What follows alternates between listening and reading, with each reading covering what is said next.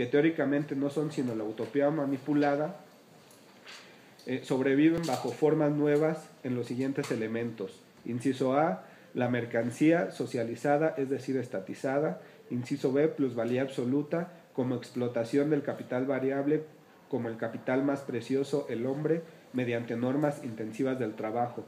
Inciso C, plusvalía relativa, como desarrollo técnico-científico. Inciso D, la propiedad privada estatizada, el Estado como propiedad del funcionario y como gestor de la producción de las mercancías. El cuarto punto analiza lo que va a denominar el método vulgar. Nos dice Revueltas que este método ignora la dialéctica y es incapaz de comprender y explicar por qué se producen los cursos inesperados del desarrollo y a dónde se conducen dialécticamente tales cursos. Por ello, para Revueltas, este método conlleva una conformidad filistea que justifica el desarrollo confirmado. A pesar de todo triunfaron los principios de la revolución. A pesar de todo se implantó el comunismo. Lo que está detrás de esta crítica de Revueltas es el rechazo de un elemento de la dialéctica hegeliana que él no podía aceptar del todo. La objetividad está dada por una teleología, por una finalidad que explicaría la totalidad de los hechos anteriores.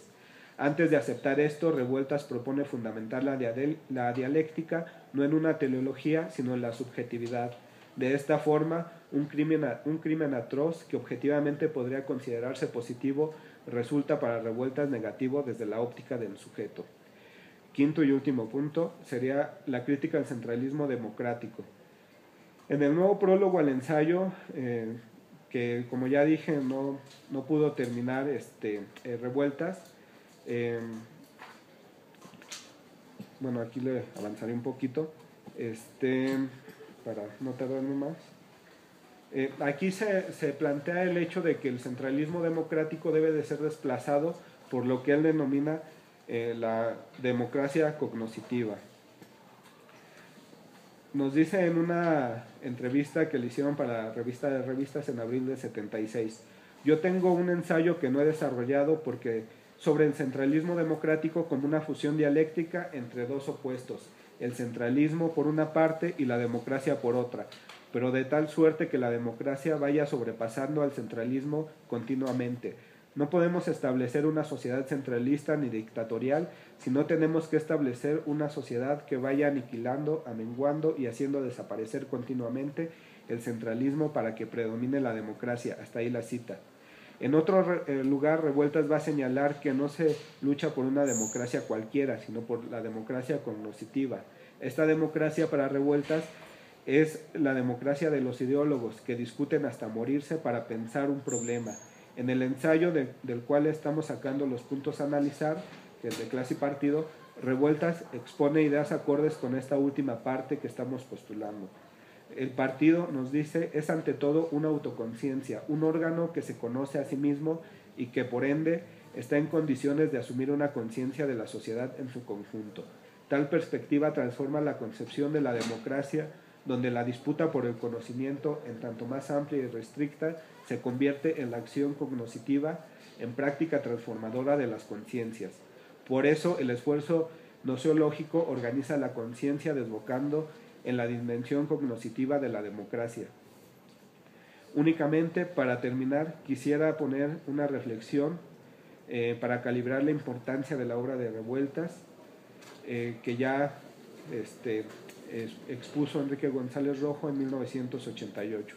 Tan sencillo como esto: vivir indignamente entre algodones o vivir dignamente en la tortura, en la zozobra. Tan sencillo como esto: ser Martín Luis Guzmán o ser Revueltas. Gracias.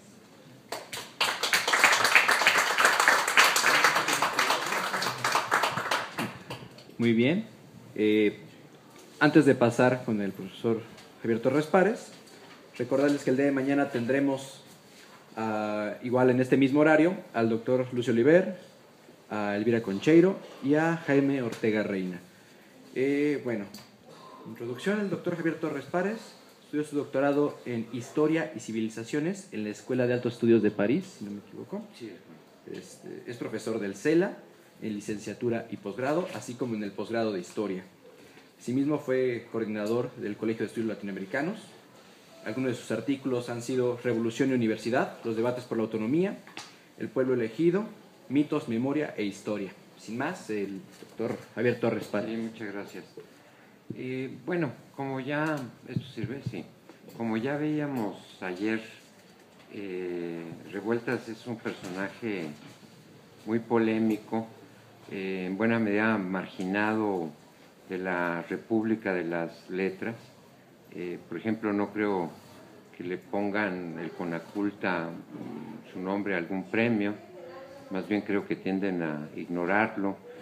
Pero esta situación de marginalidad la vivió en su propio tiempo, especialmente con sus compañeros del Partido Comunista. Y para analizar esto, hace tiempo publiqué un texto sobre Revueltas en Ensayos Selectos que publicó la UNAM a partir de un seminario en el que participé con Sergio Fernández, que era, titulé José Revueltas, Literatura y Política, del cual tomo la mayor parte para este comentario, además de agregar algunos comentarios que recientemente he hecho.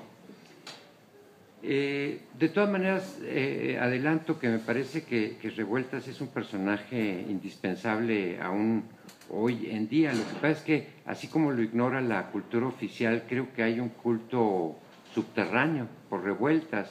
Al consultar recientemente en el Instituto de Investigaciones Históricas, buscar sus obras para otro libro, sobre sus concepciones de universidad y autogestión y todo eso, me di cuenta que de los libros más consultados son los de Revueltas, incluidas sus novelas y sus obras políticas e históricas.